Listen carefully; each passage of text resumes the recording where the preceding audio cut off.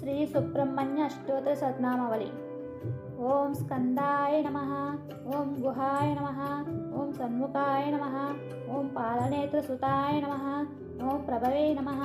ओं पिंगलाय नमः, ओं कृत्तिकासूनवे नमः, ओं सिकिवाहनाय नमः, ओं द्विषद्भुजाय नमः, ओं द्विसन्नेत्राय नमः, ओं शक्तिधराय नमः, ओं पिशिकासप्रभञ्जनाय नमः,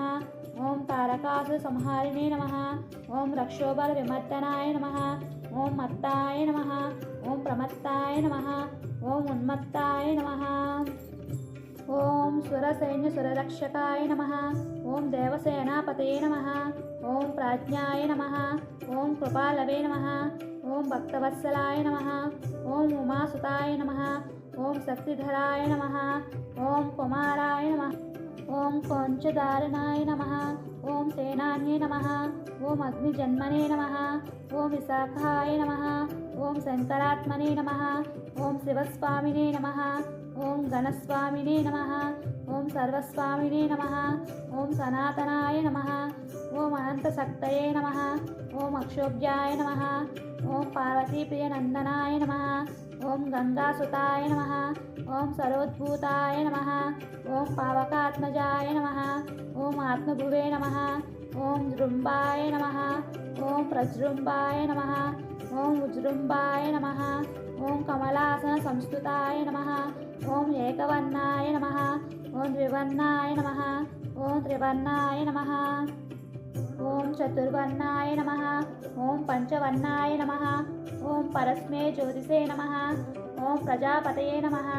ओं अग्निगर्भाय नमः, ओं समीगर्भाय नमः, ओं विश्वरेतसे नमः, ओं स्वरारिज्ञे नमः, ओं हिरण्यवर्णाय नमः, ओं शुभकृते नमः, ओं वसुमते नमः,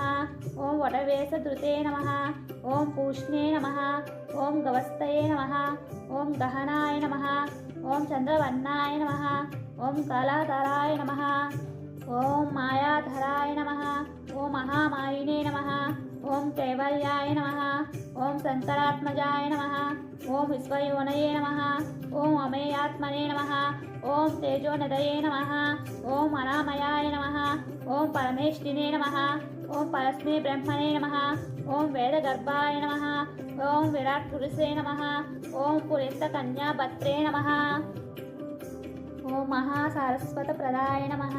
ओं अश्रिताकिरदात्रे नमः, ओं चौरत्नाय नमः,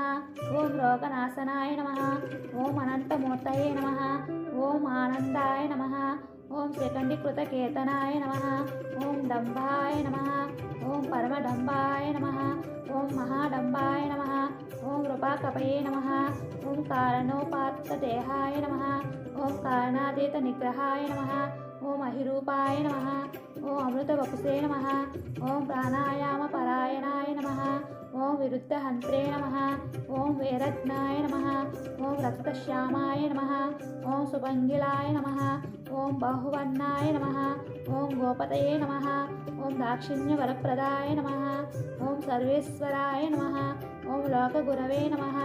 ओं असुरानीकमर्दनाय नमः, ओं सुब्रह्मण्याय नमः, ओं गुहप्रियाय नमः, ओं ब्रह्मण्याय नमः, ओं ब्राह्मणप्रियाय नमः। श्री वल्ली सहित श्री सुब्रह्मण्य स्वामी अष्टोत्तर शतनाम पूजा समाप्तम।